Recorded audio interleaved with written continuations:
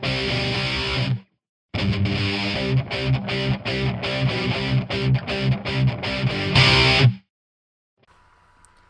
and welcome to the Spanish Grand Prix Notebook. Lewis Hamilton makes it 4 wins from 5 races, whilst Nico Rosberg finishes a close second yet again this season. It was a stunning race, it really was, with battles throughout the field. The Mercedes drivers obviously in an absolutely class battle, the Ferrari doing absolutely amazing, but sadly only for 6th and 7th, but finally getting that chance to see Kimi Raikkonen and Fernando Alonso fighting with each other, and also Sebastian Vettel fighting through his way through the field from 15th place. But firstly, I just want to start with Mercedes, and I think Rosberg's side of the garage, they definitely missed an opportunity to win that Grand Prix yesterday.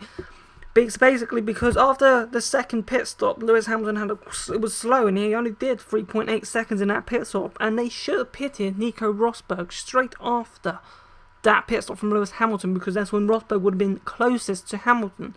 And Daniel Ricciardo had done all the work for Mercedes' entire information, because he'd just done a 30-lap stint on the medium soft option compound tyres, which Rosberg had to go on to, and there was 23 laps left in the Grand Prix, so Rosberg would have had the tyres to fight Hamilton towards the end.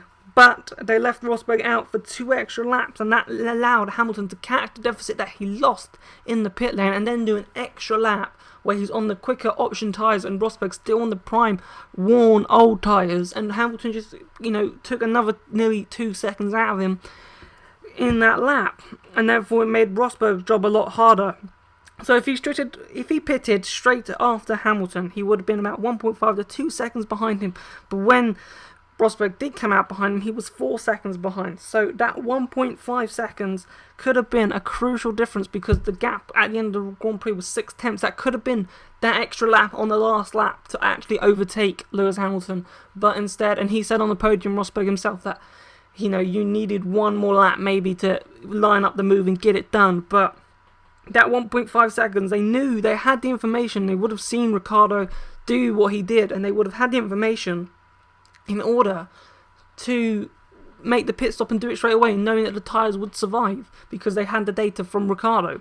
And plus the data from the first round of pit stops, where Rosberg said the tyres were performing very well. So therefore you even have to think then, Rosberg's tyres probably would have gone those 23 laps at the end of the race if they pitted straight after Hamilton, and he would have been in a better opportunity to win the Grand Prix. But moving on to Red Bull, Vettel, what a race. That was a true world champion performance from 15th to 4th in the Grand Prix, which was, it was great. He was putting off moves left, right and centre, some great overtaking. It was like he was in a video game putting Banzai moves down on the inside. It was a joy to watch, it really was, and just proves that those Banzai moves that people make on PlayStation games and Xbox games and on the PC on Formula 1 actually can be replicated in real life, which was pretty cool to see. However, Ricciardo is still beating him on the day, so Ricciardo there in first podium that he's kept, so good for Daniel Ricciardo, and he yet again showing that he's a great driver and definitely one for the future, and giving Sebastian Vettel a run for his money. But I think Sebastian Vettel probably was the better driver on the day, but Ricciardo got the more points. That's, the end of the story. Ricciardo getting the better positions. As you say, it's like in any sport, you don't have to be at your best, but as long as you get the points and finish ahead of your teammate, that's all that matters. Doesn't matter if your teammate makes all these overtakes and you still finished ahead of him on the day. That's what they'll say in history. Moving on to Ferrari, they had a very good battle between themselves, Raikkonen and Alonso. That was what we were promised, but we weren't promised it for 6th and 7th. Everyone was hoping it would be 1st and 2nd, but come on now, Ferrari, they always build a pretty average pedestrian car now, and I don't even think that. I think Ferrari now in Formula 1, sadly, is becoming a bit of a name. It's just a brand, because everyone was like, oh, if only Nico Hülkenberg, if he went to Ferrari, he'd be fighting for a world championship position. Ferrari haven't got any evidence to show really that they've built a car that can challenge for a world championship. You might say, hey, 2012, look at Alonso, but that was Alonso. Yeah, there's no saying that Hülkenberg could do it. Alonso just fought his way through that championship and gained on other people's bad luck in a way as well. But I'm not going to take anything away from Alonso. Alonso was absolutely brilliant in 2012, but the car at the beginning was awful. The car at the beginning of 2010 wasn't the quickest. It did get the quickest, but then it was overtaken again. In 2013, it wasn't the quickest. It got quite quick, but then was overtaken again. The Ferrari just can't, keep a solid balance like they could in the Schumacher eras. And in 2007, 2008, when they were at the top, they just haven't built a car with these regulations that have been given to them that will challenge for a title. They're not going to challenge for a title this year. It's Mercedes have got it in the bag. Ferrari are just not the fear factor anymore. They're not. Even McLaren, they aren't a fear factor anymore. And I'll get onto McLaren in a minute. But Ferrari is starting to become a bit of a brand. Like, oh, it's Ferrari. And, there's talk of getting Adrian Newey in for next season. It might make the difference, but I can't see Adrian Newey going. To be fair, I really can't. So Ferrari, I'm going to probably make a blog that Ferrari's just maybe not the name, and they need to get a move on, because even, Luca de Montezemolo, it's hard to watch. And it's hard for a Formula 1 fan to watch Ferrari do so badly, fighting for 6th and 7th, struggling to get into points in Bahrain. It's not what we expect Ferrari to be doing.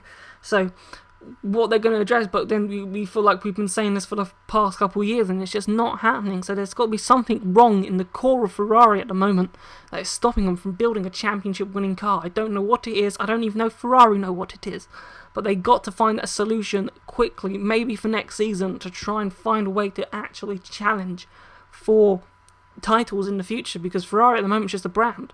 It's not a competitive car. I can't say how you can call that Ferrari and Ferraris of year gone by a competitive car, because it's not on for Ferrari standards. It's not a competitive car.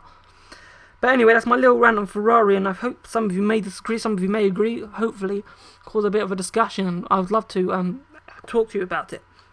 But I want to move on to Williams, because Williams had a very good run with Bottas, finishing in 5th place, was in 4th for a while, got obviously third, but then was out-strategized, you could say, by Daniel Ricciardo, but they admitted they probably weren't quick enough to challenge Ricciardo. They were close to getting that 4th place, but Sebastian Vettel at the end, pipping Valtteri Bottas towards the end, and for Felipe Massa, the strategy just didn't work out for him. They put him on a 3-stop strategy, but it didn't work for Felipe, so it's a shame for him. But yeah, going back to Bottas quickly, he's doing great. Bottas, absolutely fantastic. He's being an amazing driver so far this season, and he's been a proper standout. Hopefully one day he can be in a car that can challenge for a title, because it'd be great if these drivers are now showing themselves. Hulkenberg, even Perez. I'll move on to Perez in a minute, but these drivers showing themselves that could be in a top car, and I think Formula 1 could be so competitive. The cars are all great, all competitive at the top. Ferraris, McLarens,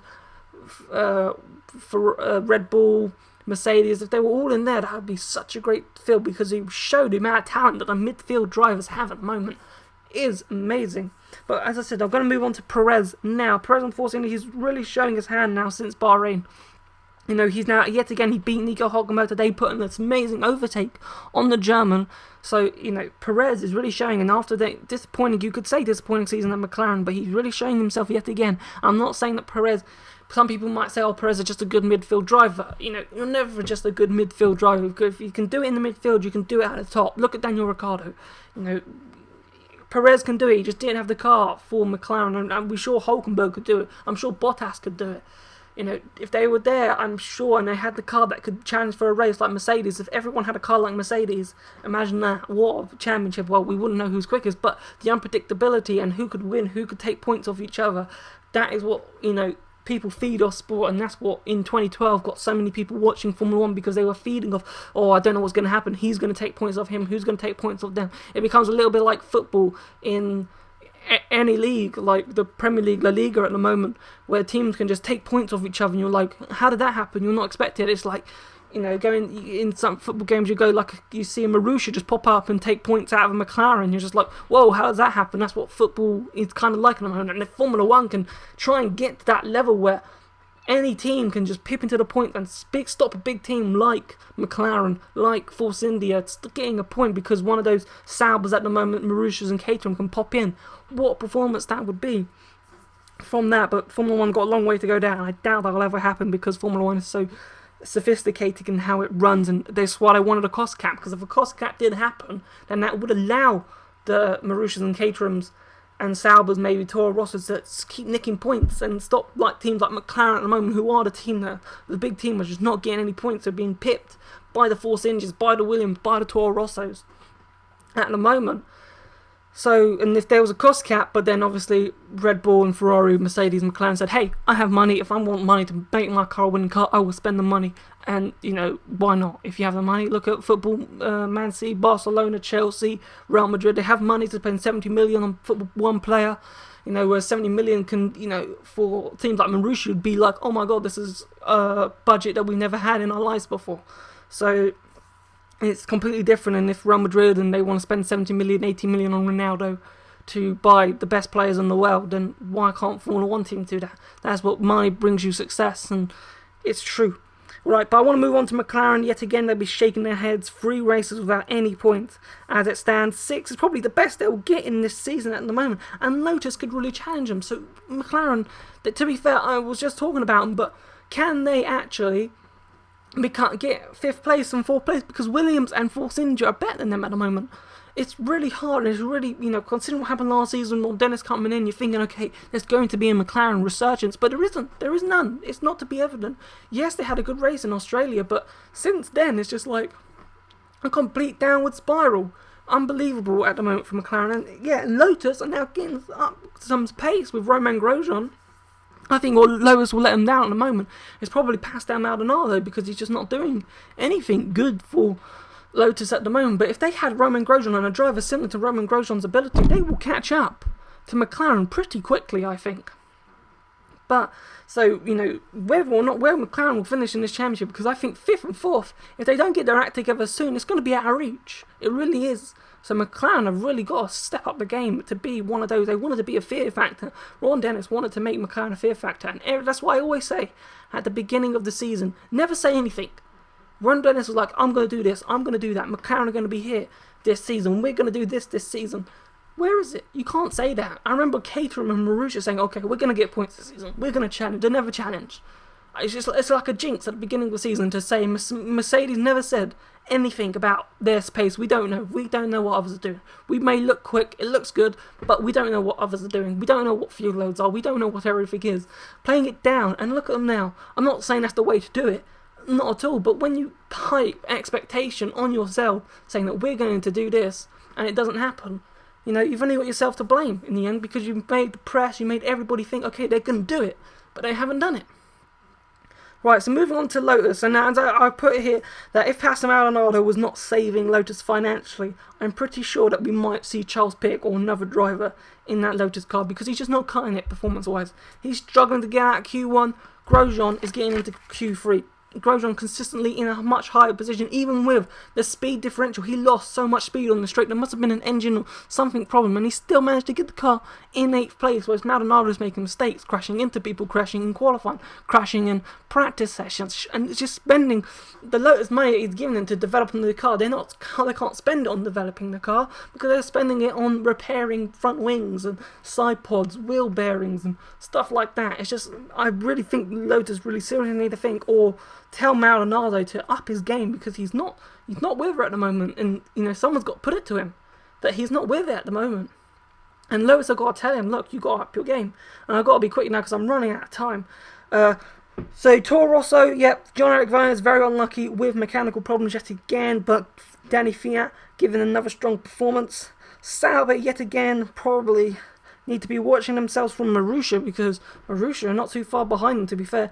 In qualifying pace, Marussia about a second away, 7 to a second away from the Saubers. In race pace, it's about the same difference, but over a race it's not bad, and they're actually challenging them through our race distance. And Jules Bianchi overtook Esteban Gutierrez for a while, but then Esteban Gutierrez managed to get him back. But it's just that moment in time in the race where Marussia just seemed to be not too far behind, and it's really good for Marussia.